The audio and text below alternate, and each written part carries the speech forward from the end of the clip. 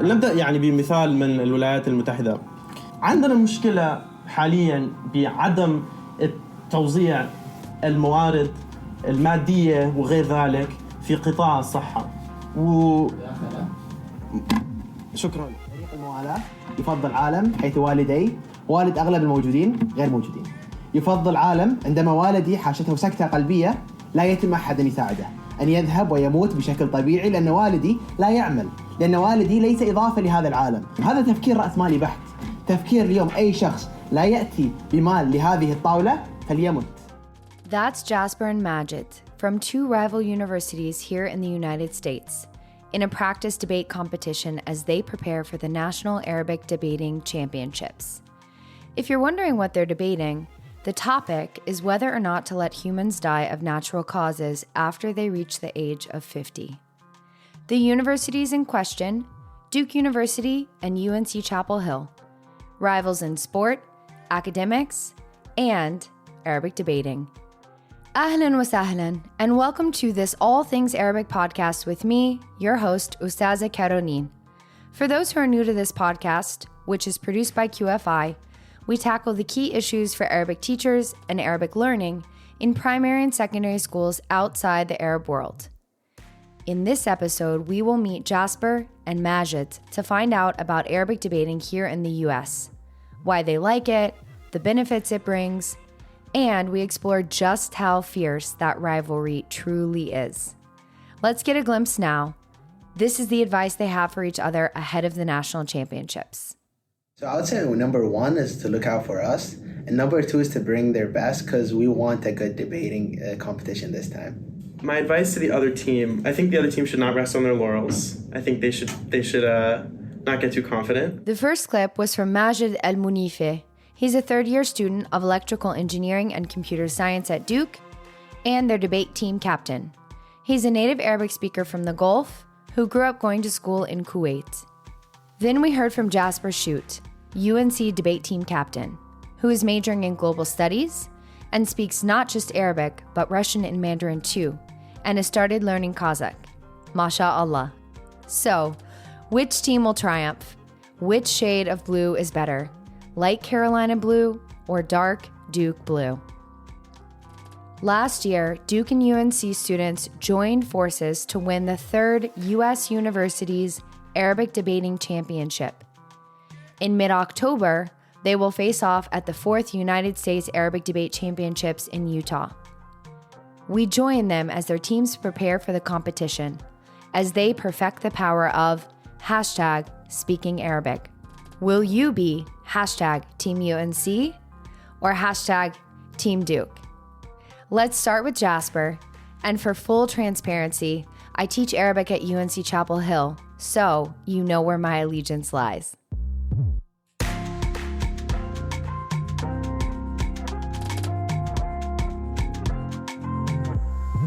Ahlan wa sahlan, ya Jasper. Marhaba, Ustaza. Marhaba, it's great to have you with us today on All Things Arabic. I'm excited to be here. Yes, we're excited to learn more about Arabic debating on the college level and learn more about your journey learning Arabic as well as leaning into Arabic debating. How did you start your Arabic language learning journey?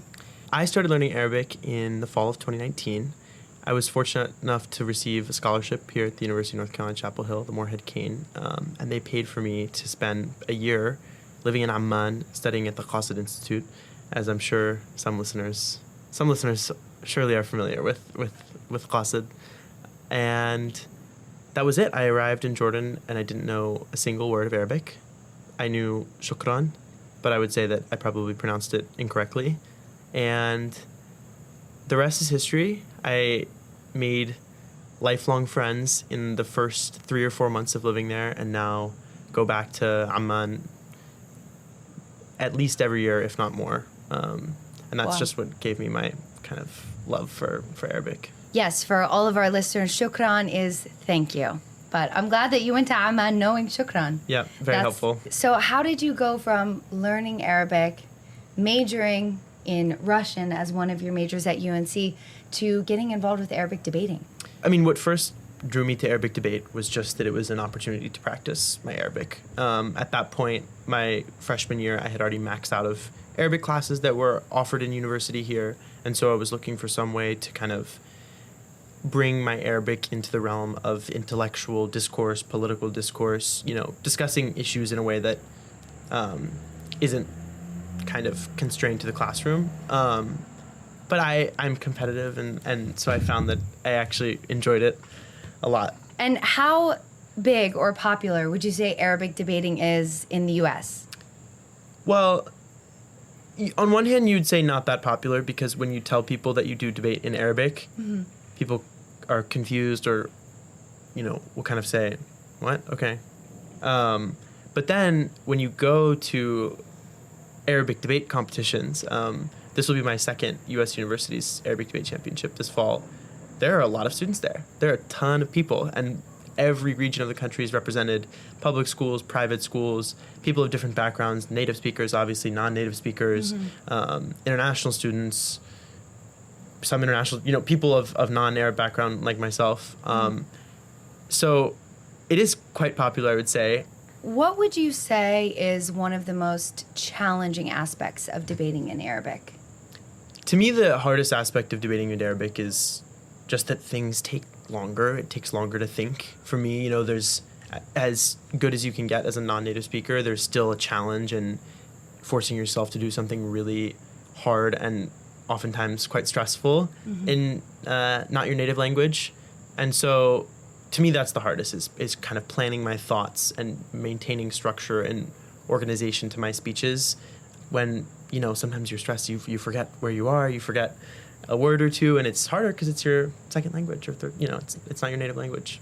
Would you say that there are certain strategies you've learned along the way, or workshops, or mentors, or colleagues, or people who have helped you along in your Arabic language learning journey?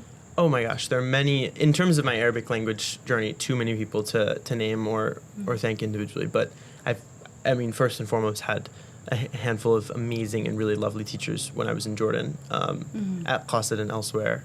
In terms of debate, though, I think I've mostly learned from my peers, and this is maybe getting into what we'll talk about later in the podcast, but I've learned a lot from one specific peer who also is appearing in this podcast episode. And also the professors we've had at UNC, I've learned a lot from Professor Maha Husami at Duke, Ustaz Saad Al-Hadi. I've learned a lot from you, Ustaza. Oh, shukran. And, there's a big community of people who are, even if debate is not their first passion, or, it's not a big enough circuit, so to speak, for Arabic debate to be the only thing you do, which is, hopefully it becomes big enough for that to be the case in the future. But Absolutely. It's also beautiful in the sense that people have different interests and are engaged in doing all these different things. Some people are philosophers, some people are engineers, and we all kind of come together over Arabic debate, even if it's not our main thing. So there's many ways you can learn, and from peers and faculty members. It's definitely a really unique environment. Just from what I've observed, this will be my first year coming along with the team, not to participate with the UNC or the Duke team, but to serve as a judge and get trained in being a judge for the Arabic debates. So, Jasper, really quickly, can you tell us how many years you've been debating? What teams have you debated with? Because this will definitely be our lead up to the rivalry that's becoming a little bit fiercer this year. So I've been debating for 2 years, kind of on and off. It, becomes more intense around the competition times. I first debated at the 2021 U.S. University's Arabic Debate Championship in Chicago with the UNC team, where we took the Best Non-Native Team Award, which we were really proud of. Mabruk. Allah yabarik fiki. Congratulations. And we also, so then the year after that, for that year of school, was concurrently enrolled at UNC and Duke, doing some classes in the program in literature and also in Arabic. So doing some things not related to Arabic, but fortunately that allowed me to compete with the Duke team at the 6th International Universities Debate Championship, I believe, with aforementioned other podcast guest and our teammate Dana. And we made it to the quarterfinals, which was really cool. And obviously a level of competition that is really impressive at the international level. which was fantastic. And so this will be my third competition. It's not a long resume. I wouldn't say it's a lot of experience, but I've enjoyed it. And you seem quite committed. Yeah, of course. It's just fun at the end of the day. And like I said, when I'm trying to balance these other languages I'm learning and different projects I'm working on, it's nice to have Arabic debate as this constant where I know that I'm going to keep up my Arabic and I'm going to be using it to think about interesting and challenging things and to be spending time with my friends. I would say I made a whole new set of friends last year when we kind of when we started up the UNC Arabic Debate Club. I met all these amazing people that I spent so much time with. So Yes. So on the note of starting the UNC Arabic Debate Club and this year returning to the national championships with the UNC team, you're the lead, you're the captain for the UNC team. How are you feeling, honestly, going into this year? I think that I'm very excited, first of all, because it's nice to see, through attending different workshops and getting to know my teammates and people from other teams. It's a social event as well, so it'll be nice to see all these people that I've met over the years. I'm nervous, of course. I think it's a competition, and so there's nerves that are associated with that. But I think the biggest thing that I'm proud of, I guess, leading up to the championship is that we've made Arabic debate something that is grounded at UNC here, that hopefully will continue after I graduate this year. So regardless of how we perform at the championship in Salt Lake City, I think it's just great that this is something that has a presence on campus now, and we have 10 to 15, sometimes more people who are coming every week. People we have graduate students. We've got a high school student from Carborough High School who is interested and sometimes might be joining us soon. So Wait, really? Yeah, I know. That's great. I'm also the faculty advisor for she the hasn't heard about this UNC yet. Debate Club, and I haven't heard about this yet, but that sounds amazing. Yeah, so I don't know. That's the biggest thing for me is I'm just excited that it's something that we have going on every week at UNC now. What have you all been doing at UNC to prepare for the debates, and what do you think might give you all an edge at the debate? Well, we've been talking about different issues every week. I think that hopefully gives us an edge in the sense that we've been intentionally kind of trying to diversify the topics that we talk about, not just, and because of the people we have in the club. So say for instance, if it was up to me, I would always kind of bring the same like politics, economics, things to the table, but we have other team members like Yenna, who knows a ton about biology, about healthcare, and is an expert in that field, and so she brings these different things, and Abdullah brings other things, and our teammate Sultan brings other things, and everyone brings something, so we have a diversity of interests that I think has helped us prepare well. Let me ask you this question. You mentioned before competing alongside of the Duke team. We know that there are lots of inroads between the UNC and the Duke. Ought to be programs, students collaborate, they celebrate together. We have faced off against one another multiple times. UNC won one time, Duke won one time. How fierce do you think the rivalry is? I think it's fierce. I will say, it is obviously fierce, and anytime we play Duke in whether it be in basketball or Arabic debate, we want to win. We want the Tar Heels to win. But what's really special about the relationship with between UNC and Duke, rather, especially in the Arabic programs, is that we all know each other. The professors know each other. It's a little bit of a family. I don't know, maybe that's a cliched word to use, but not at all. We know each other and we're friends, and we benefit a lot from being in regular contact and community with one another. Yeah. So it's a rivalry, but it's a friendly one in the true sense of a friendly rivalry. When we say we're having a munadhara waddi between UNC and Duke, it's truly in the fullest sense of that. Truly in the fullest sense of being a friendly debate. Absolutely. Yep.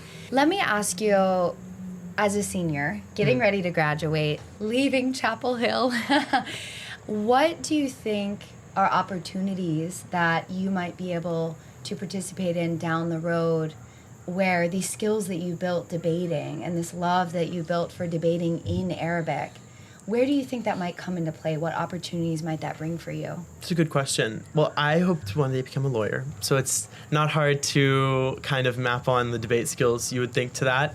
But I mean, I've invested so much time in these languages because I hope that one day I will be able to use them. So doing legal work that is international in scope would be interesting to me.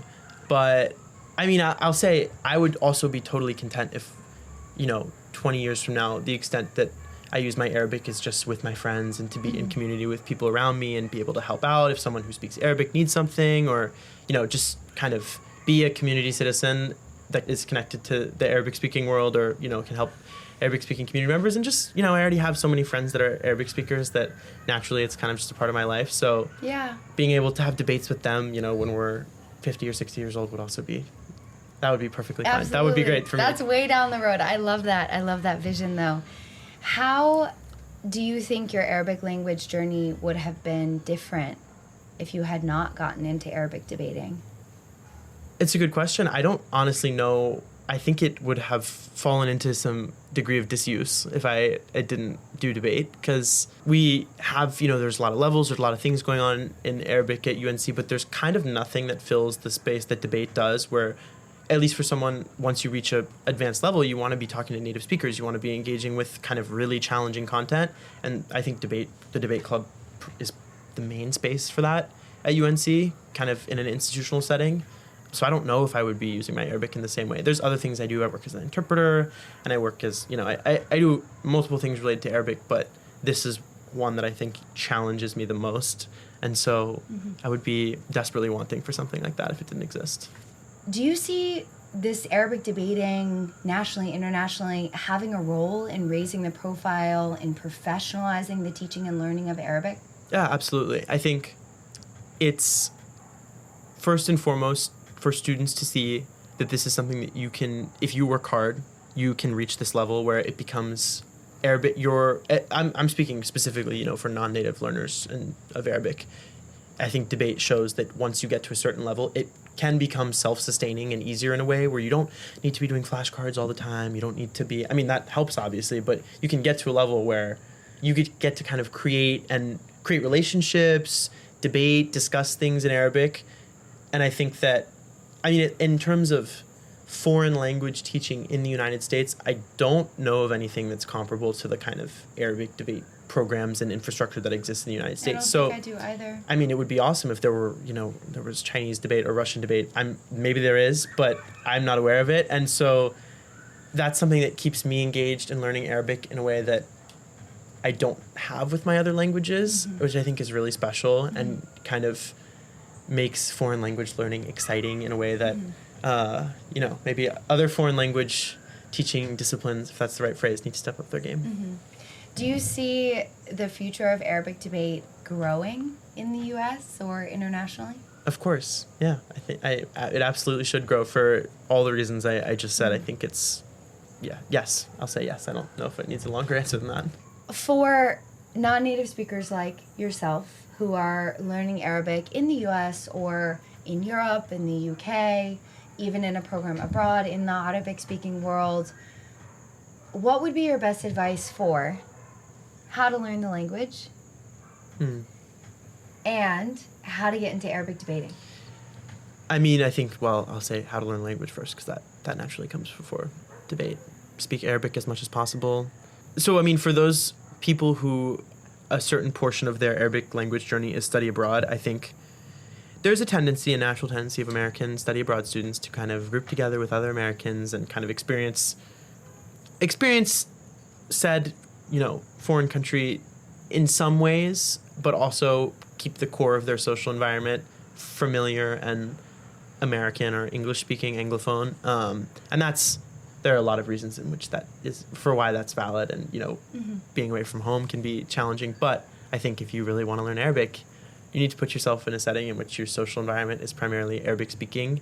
And that was not something that I was able to do, right away after I moved to Jordan. But after being there for a couple months, I would say most of my friends, I only spoke Arabic with them. And I was lucky to have friends who really cared about my Arabic getting better. If I said something wrong, they'd correct me, which I, have always said to my friends. It's a mindset thing, kind of being like, if I say something wrong, I want to be corrected immediately. Don't fear my feelings. I want to be corrected in as direct of terms as possible. There are other things, that are important. I think just listening to podcasts, that's my main form of Arabic media consumption. There are flashcard apps. Certain flashcard apps are better than others, Anki being the good one. Wait, let's rewind. You like listening to podcasts? I do like listening to podcasts. But in Arabic? Well, yes, in Arabic. Okay. In English as well, but Yes, But it's a plug for us to do versions of this podcast in Arabic in the future. absolutely. We should definitely do it in Arabic. Maybe we'll record another version after this. Okay. So Jasper, for students at college studying Arabic who have the chance to join in the Arabic debates, what's your best advice for them for how to get started and really just how to dive in? I think, even if you're just starting out in Arabic, you should just go.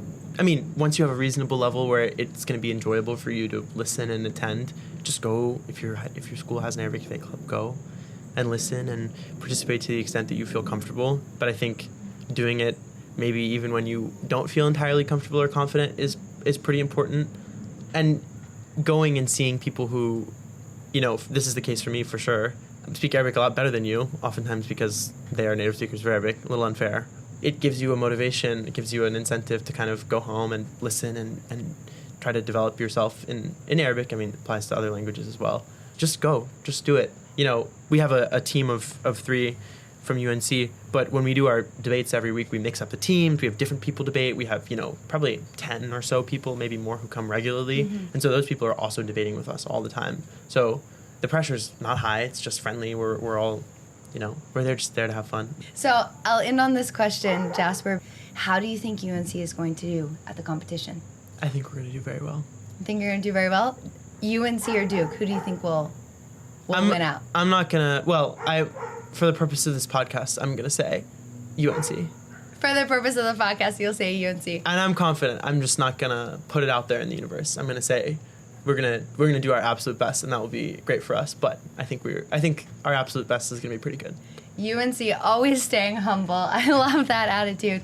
Hey, it's the public university ethos. It's the public university ethos, absolutely. Shukran jazilan, Jasper, for joining us today on All Things Arabic, and we hope to connect with you again soon at the National Debating Competition. Awesome. Thank you, Staza. So, UNC is confident but still humble. What about Duke? Let's meet Majid, who, despite being a native speaker, says debating is also helping his Arabic.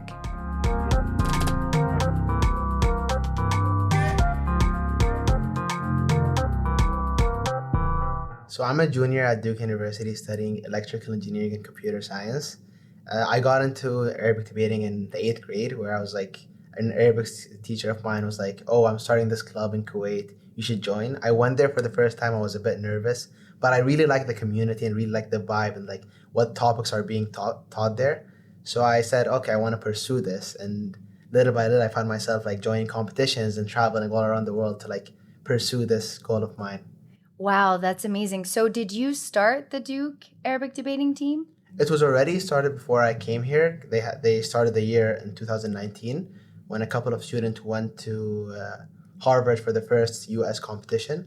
But it wasn't something like official, or it wasn't like something where they used to train a lot. It was like, oh, we have a couple of students who speak Arabic. Let's just go to Harvard and compete. So once I came, me and other students decided to take action and make this a more formal thing. Okay, a more formal thing. So speaking of formal things, we know that this very formal, historical, grand rivalry exists between UNC and Duke. Who has the prettier campus? Who has the best basketball team? Which color of blue is preferred? I see you are wearing Duke blue today. I have my Carolina blue scarf in my bag. What do you think about the rivalry extending into Arabic debating? I like it. I feel like it's pushing us to be better. When I see Jasper texting me that they are having group meetings, I was like, they can't be better than us. We're the better shade of blue. So I take action by meeting more and like trying to put more efforts when I see other people put effort. So I feel like this rivalry is pushing both of us to be better. But the good thing is once we leave the state, we're together. We're both blue fighting other colors. So that's nice. I love that. That's absolutely amazing. So you mentioned that Duke participated in, was it the first Arabic debating competition on the university levels in 2019? Yes, that was the first one, and yeah. Okay, wonderful. So both teams are going this year. How popular or big do you think Arabic debating is in the U.S. right now? Because you've traveled, you've competed, you've seen where else it is in the world. What's kind of your read on how Arabic debating is in the U.S.? I'm very happy to see that it's getting much bigger. Like in the first and second year, the organizer was trying to like get people to join. Now people are trying to join, like there's a wait list for people to join. So that's a very nice thing. And it's more than just like an Arabic debating thing. It's a place where you can go and meet other Arabic students, other people who are learning Arabic. So it's a great opportunity for Arabic language users in the US. Okay, wonderful. So I have a very practical question for you. How are you guys preparing for the debate? I won't tell Jasper. So we have one problem. One of our debaters is in Minnesota right now. So he graduated less than 6 months ago, so he's allowed to join underneath Duke's name. So we're doing mostly Zoom meetings, like Zoom debates between us each other. And the debate that's happening today is actually one of our training practices. That's awesome. Well, I'm sure you all will do very well today. And I think I could not agree with you more. I remember coming to the practice debate between UNC and Duke, hosted by Duke last year. This year it's hosted by UNC. But I remember just being so amazed watching you all go full force and really work to, put your best against one another, but for the purpose of learning and building one another up. Is there anything that you think will give your team an edge in debating this year? So we're the past champions, so that's give us a lot of confidence joining the debate. So that's one thing that we're looking forward to, and we're looking forward to save that record and keep it back to back, winning the national championship again. So I feel like we have the edge that we proven ourselves last time, so people are more afraid to debate us this time. So Duke, the 2022 National American University champions for Arabic debating, inshallah, this year, another win. I'm struggling to say that a little bit because I'm actually a professor of Arabic at UNC. So my allegiances really lie with the lighter shade of blue, but I could not agree with you more. It's like when I root for basketball. UNC is my number one, and whenever Duke is not playing against UNC, I can root for Duke. Exactly. Okay. Yeah. So why should students be debating in Arabic? Why not debate in English? Like, do you see specific benefits to debating in Arabic? Is there a reason why you enjoy debating in Arabic versus English? I'm a native Arabic speaker, so that's one thing that I love. And the second thing is that like Arabic used to always be a skill, but I never used it and utilized it in the right way. So whenever I wanted to prove a point or say an argument, I never said it in the correct way, or I struggled to say it in Arabic, and I found English much easier. But I believe that like since it's my native tongue and like I should be able to say arguments using it, I had to learn how to like debate in Arabic. So learning all of these skills of argumentation and analysis and thinking on your feet and in the moment, do you think that having all of this experience debating in Arabic will bring other opportunities to you in the future?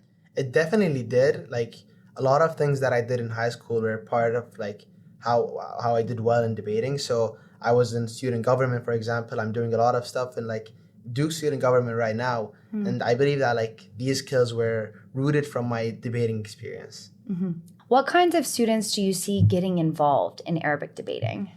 Our main people who are joining the debating club are people who know how to speak Ammiya but want to learn Fusha, because debating gives you a better way to learn and use that Ammiya and switch it into Fusha.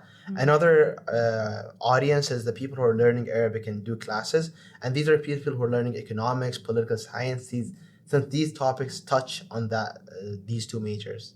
So for our listeners who might not know what Fusha is, it's the modern standard version of the language, which is what most people tend to debate in at the national debating competition. And Ammiye would be the spoken, less formal variety of the language. So what do you think the most valuable aspects of debating in Arabic have been for you over all of these years of Arabic debating? Learning debating in a competition environment is very good because you're gonna learn how to make arguments in a very fast pace. So this reflects on my day-to-day life. Whenever I'm talking to someone, I don't have to think long to give up my response or to give my stance. So that's one thing that debating definitely changed in the way I speak. That's amazing. And what career path are you considering in the future? I still don't know, but I would love to work in public service in Kuwait. Okay, public service in Kuwait. Do you see yourself having the chance to use these skills that you've built over the years with Arabic debating? I would say so. For example, last summer in my internship, it was definitely like a software side, but I was able to pitch a change And that was all through the skills that I learned through debating. Did they accept your change? They did. They did. They accepted your change. You won. That's awesome.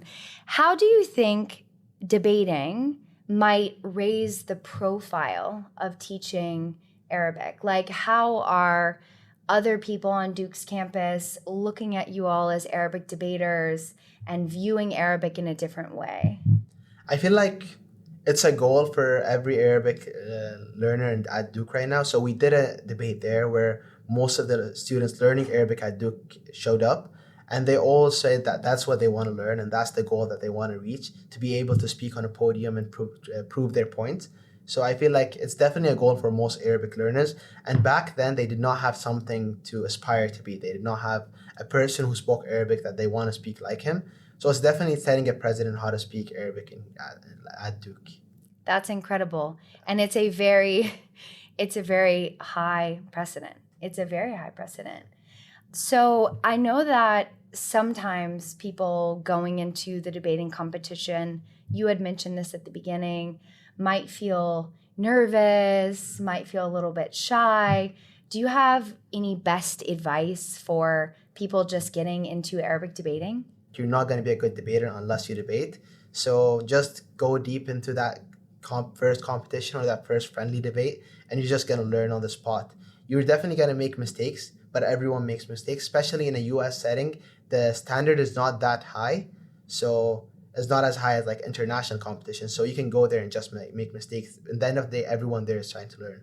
So very supportive environment in the US for anyone interested in getting involved in Arabic debating on the college as well as on the high school level, which we'll talk about in a further episode.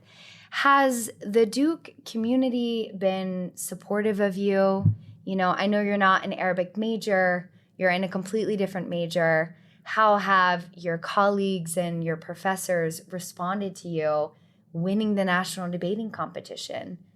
It was very nice seeing Duke like posting it on their main social media, and the Ames professors, just everyone knows about that win. At first I thought like, oh, I'll go back to campus and no one will ever care about that win since like it's Arabic debating in the US. But it was very nice seeing my professors who were from different departments all knowing about that win and like congratulating me about that, even different students. So that's a very nice thing to see. Do you feel like the world of Arabic debating is actually a little bit smaller than it is bigger?